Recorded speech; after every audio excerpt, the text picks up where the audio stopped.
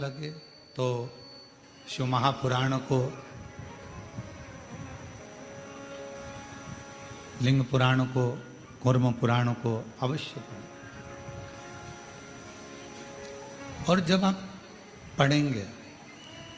उसको अध्ययन करेंगे, थोड़ा सा ध्यान देंगे तो आपको मालूम पड़ेगा 5 वृक्ष ऐसे हैं जिनके मात्र नीचे से निकल जाने पर भी व्यक्ति को बल प्राप्त हो। पहले नंबर पर है बेलपत्र का वृक्ष, दूसरे नंबर पर है शमी का वृक्ष, तीसरे नंबर पर है आंवले का वृक्ष, चौथे नंबर पर है पीपल का वृक्ष और 5वें नंबर पर है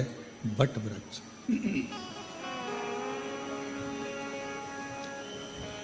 ये 5 वृक्ष, इन वृक्षों की मात्र छांव, इन वृक्षों की मात्र छाया हमको बल प्रदान करती है, हमें एक अलग से एनर्जी देती है, हमको अलग से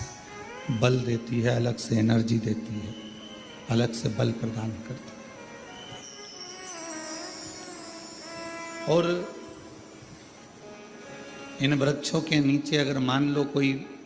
5 minute, 7 minute, 10 minute, 15 minute, 20 minute कोई बैठ गया और वहाँ बैठकर भगवान शंकर के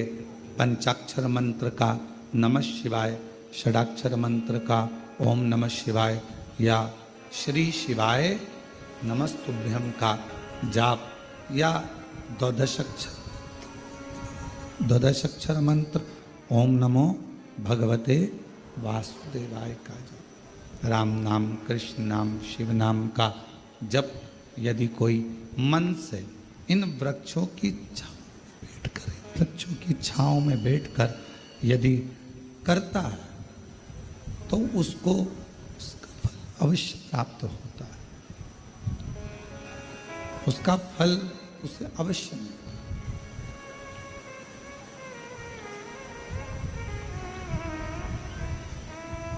पाँच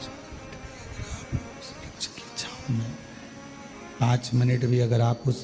वृक्ष की छांव में अगर बैठे हो, 5 मिनट भी अगर इन बेलपत्र का वृक्ष है, शमी का वृक्ष है, आंवले का वृक्ष है, पीपल का वृक्ष है, वट वृक्ष है, इन वृक्ष की छांव में अगर कुछ देर आप और हम बैठे हैं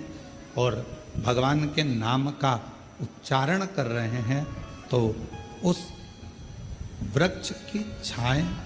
उस वृक्ष की छांव हमें एक अलग से बल दे दे, अलग से ऊर्जा दे। और मेरी जीजियों, मेरे जीजाओं, मेरी बेटियों, बेटाओं, मेरी माताओं, मेरे भाई, मेरी बहनों, एक निवेदन करेंगे कि कभी यदि बहुत ज़्यादा रोग शरीर में अगर ग्रसित हो गया और रोग छूट नहीं रहा तो शमी के वृक्ष के नीचे बैठकर या तो भगवान शिव का नाम या भगवान श्री गणेश जी महाराज का नाम, जैसा तुम जप सकते हो, जैसा तुम बोल सकते हो, जैसा तुम भज सकते हो, वैसा भजो, वैसा करो। खींचता, दुख को खींचता, शरीर के रोगों को वो खींच लेगा। तो शिव महापुराण की कथा में और गणेश पुराण की कथा से एक बात सीखने को मिलती है कि पौधा छोटा रहेगा तो आप उसका पूजन भी कर सकोगे, पत्ते भी ले सकोगे, शिवजी पे भी समर्पित कर सकोगे। और घर के अंदर यदि कोई तकलीफ में है, कष्ट में है, तो उसके दुख को भी वो खींच ले, उसके कष्ट को भी वो खींच ले, उसके कष्ट को, उसके दुख को खींच लेता है, उसके कष्ट को, उसके दुख को वो खींच लेता है। पर जैसे ही शमी का पौधा बड़ा हुआ, शमी का वृक्ष बड़ा हुआ, और उस वृक्ष के इर्द गिर्द से अगर कोई निकल कर जा रहा है, शमी के उस वृक्ष के आसपास से इर्द गिर्द से अगर कोई निकल कर जा रहा है, तो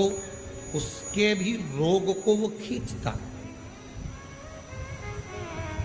उसके भी रोग को वो खींचता। तो हमारे यहाँ सनातन धर्म में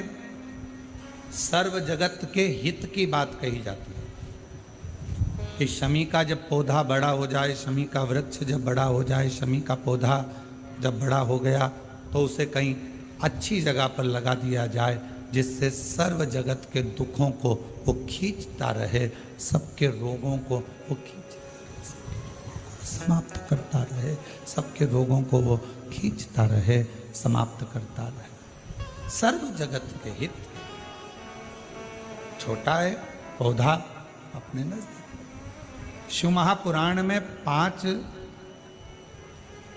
वृक्षों का जो वर्णन किया गया, पहले नंबर पर है बेलपत्र का वृक्ष, दूसरे नंबर पर है शमी का वृक्ष, तीसरे नंबर पर है आंवले का वृक्ष, चौथे नंबर पर है पीपल का वृक्ष और 5वें नंबर पर है वट वृक्ष। ये हमको बल देते हैं और हमें जो बल प्रदान करते हैं, हमें जो एनर्जी देते हैं, हमारे दुखों को ये नष्ट करते हैं। हमको एक अलग से बल इन पौधों से, इन वृक्षों से प्राप्त होता है, हमें प्राप्त होता है। और वो जो बल है और हमको जो बल मिलता है इन वृक्षों के नीचे बैठकर, इन वृक्षों के नीचे भगवान का भजन कर कर, स्मरण कर कर, कीर्तन कर कर, मंत्र जाप कर कर, नाम जाप कर कर, वो बल एक अलग ही बल है, वो बल एक अलग।